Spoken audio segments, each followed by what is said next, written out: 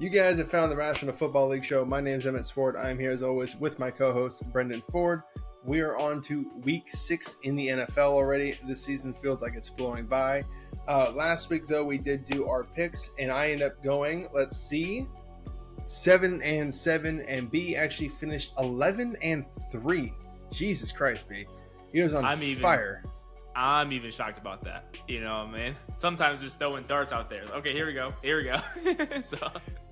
Well, yeah, hopefully you bet those games. And if you guys watched our episode last week, hopefully you bet along with B because he was on a heater. Let's see if he can keep it going this week, and let's see if I can improve my numbers higher than 500. Thursday Night Football, let's get right into it. We have the San Francisco 49ers taking on the Seattle Seahawks at home. B, who you taking? I am going with the Niners. I don't think they get upset twice in back-to-back weeks. Give me the Niners. As a Niner fan, I can definitively say give me Seattle on this one. They looked abysmal against the Cardinals. There are so many, I shouldn't say that's a little excessive, but there are so many like things going wrong with this roster right now. Defensively, they're collapsing. You know, they can't stop anyone running the ball. Pass defense has been sketchy. Brock Purdy had some struggles last week, and 3 days is too quick of a turnaround, I think, to really make any big sweeping changes. So I expect us to see probably a very similar team to what we just saw. So give me Seattle in this one. There we go. Next, we have the Jaguars versus the Bears in London. Who are you taking? Give me the Bears. I mean, I know that Trevor Lawrence seemed to kind of like find a little bit of a footing last week. You know, we kind of talked about in our recap reaction video that the short passes was really good for his confidence. His fast range actually all seemed to really be a successful plan to build around. I think the Bears are a different breed. I think they have great corners in Jalen Johnson. I expect them to play a little bit more press man, get up in these receivers' faces, and not allow them to just get these quick little passes off. So I expect it to be a tougher challenge for Trevor Lawrence, and because of that, I'm going to go with the Bears in this one. I'm going to regret saying this, but give me the Bears. I feel like they did prove me right last week. That was probably the first time I ever picked them to win, and they actually won. But yeah, for all the reasons that you kind of said, give me the Bears. Hopefully the Bears offense kind of woke up last week and they proved something in like London. And actually, for the first time in my life, it seemed like the Bears were doing something right when they go visit London, because they actually left on Monday to get used to the schedule and the jet lag and all that stuff. So give me the Bears. And I will say, you guys watching right now, you can fact check us on this one. Let me know, because I'm just kind of spitting off the top of my head. But I believe usually the team that leaves earlier in the week seems to always perform better in London. I feel like they win the majority of those games. But again, if you're watching this right now, please do me a favor, go down in the comment section. Let me know if I'm just talking to my ass or if that's actually true. But with that, we can move on to our next game. We have the Washington Commanders taking on the Baltimore Ravens. Who are you taking, B? I'm taking the Ravens here. I know the Commanders on a heater, but the Ravens are a really good team and they're at home. I know we haven't really brought up spread too, but right now on Tuesday the spread is 6.5 points. I even would take that like spread too, to be honest with you. I like that number. Give me the Ravens. Yeah, I'm gonna agree with you. I do like the Commanders. I really like the Commanders. We mentioned all offseason how much we liked the moves they made. Adam Peters, the signing.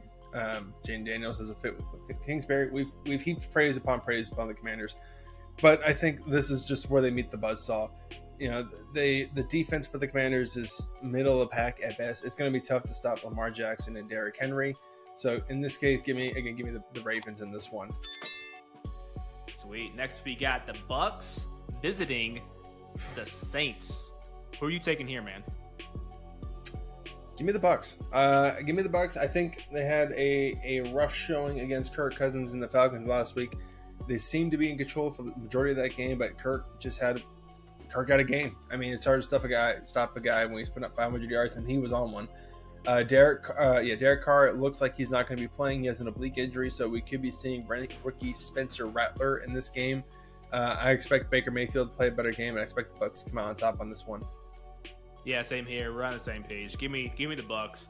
I know the Bucs lost last week, but they still were playing pretty well. And to your point, Derek Carr got hurt at the end of last night's game. And I actually threw out a kid out there that wasn't even Spencer Rattler. I can't even think of his name now. So I was really Hayden surprised about something, that. or something was like something that, Hayden? Right? Kid out of Fresno State, I believe. Okay. Yeah.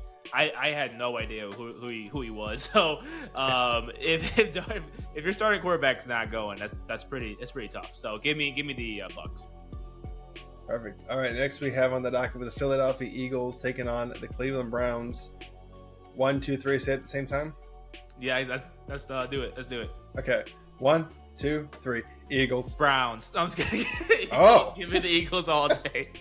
I was like, there's a delay there. He's right. What the fuck? You're like, wait a second. I thought they were on the same page. Wait a minute. You're going. And it seems to be the spread agrees with us. The Eagles are 8.5-point favorites. For all the obvious reasons, I'm sure we're going to regurgitate, but Watson's looks terrible. The Browns are kind of floundering in limbo and dead in the water. So give me the Eagles in this one. Up next, we have the Tennessee Titans against the Indianapolis Colts. Who are you taking? See, this is a tough one. I'm actually looking up something real quick because I want to take my guy, Joe Flacco, if he's playing. Yeah, I was going to say, I feel like that's a big one for me, too. It depends on who the starting quarterback is. If it's Anthony Richardson, hold on. If it's Anthony Richardson, are you taking Will Levis and the Titans over the Colts? Yeah, that's still a good point. Give me the Colts. Give me the Colts. Feed it to me. I am bleeding blue.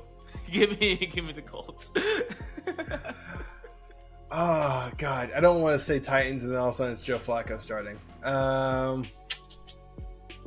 okay, give me the Colts. Give me the Colts. I'm just gonna in my head convince myself that Joe Flacco is gonna start this game, and that's a situation I like. If it's Anthony Richardson, that's a tough one for me. I might have to lean Colts or lean Titans a little bit there, but I'm just gonna assume it's Joe Flacco.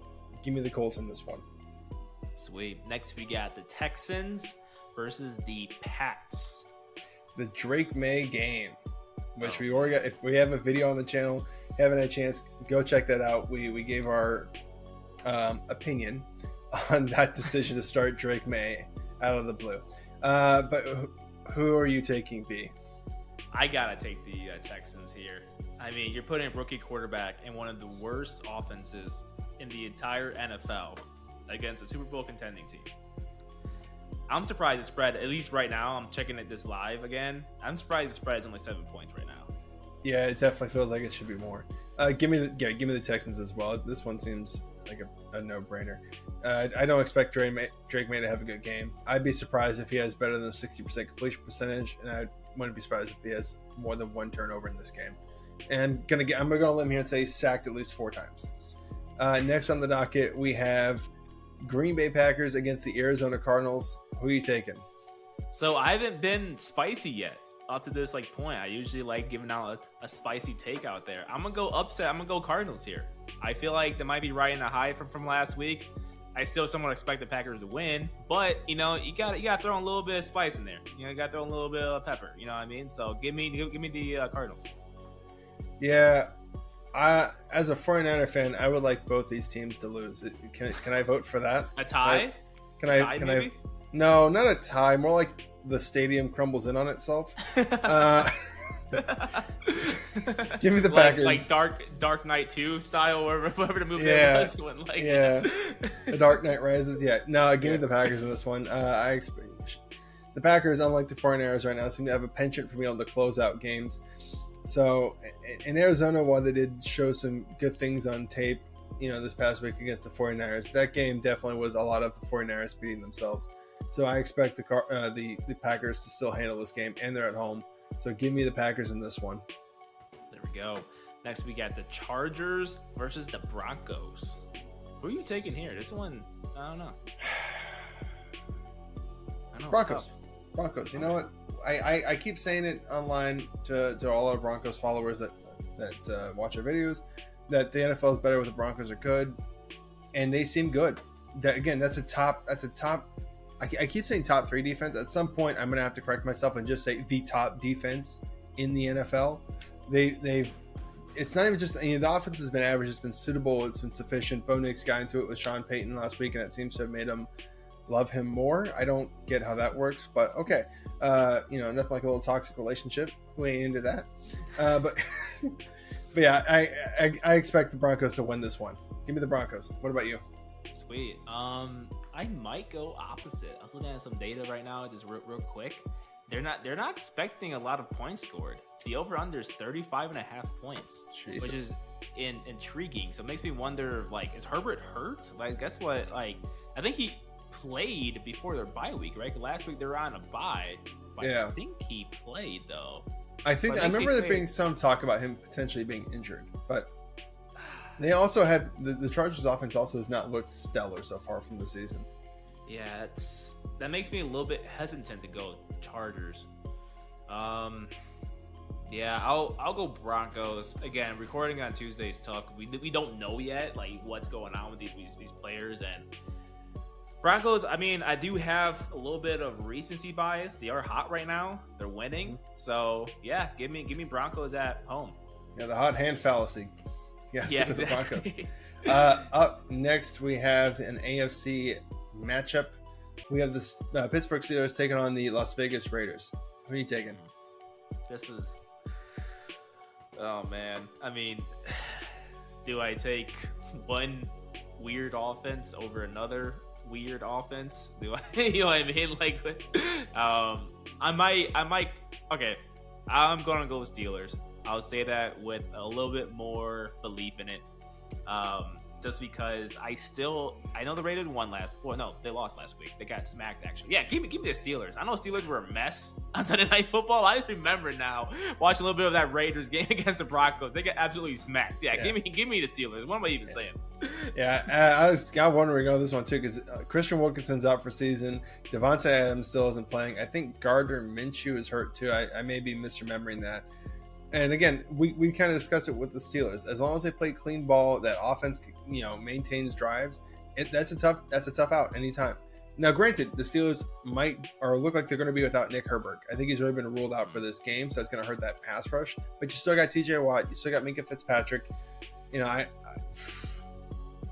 don't want to start a rant again about the Steelers offense. Never mind. I won't get into that. Give me the Steelers in this one. Just give me the Steelers in this one, and let's move on to the game before it becomes a 35-minute video about the intricacies of how shitty it is. Yeah, I know. Which we already did. You can go check that out in our Steelers Cowboys reaction video if you want to go see our thoughts on the Steelers offense. Up next, we have the Atlanta Falcons taking on the Carolina Panthers. Who are you taking and why? I'm taking the Falcons. They played well. I guess the Bucks on Thursday Night Football last week, and the Panthers lost to the Bears. That counts as like 7 losses. So Falcons, let's go. Yeah, give me the. Jesus, sorry, I just had a notification from my sex dungeon pop up. I'm taking the Falcons in this one.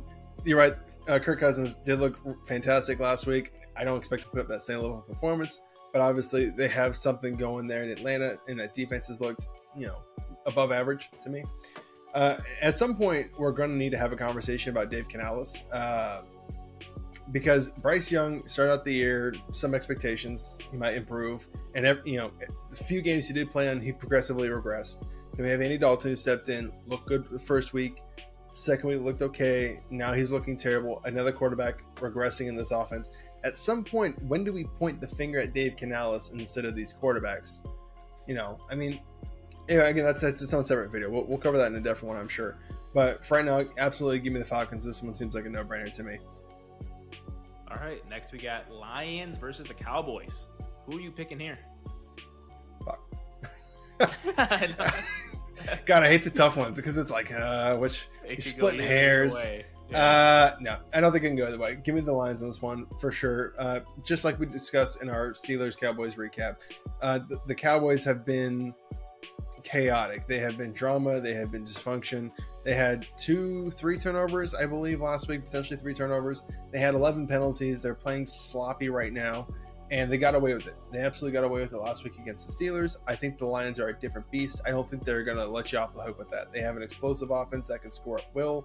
They're going to take those extra opportunities, and they're going to put touchdowns on the board, and that's not something you can come back late in the game. They also, again, have a solid defense. Give me the Lions in this one.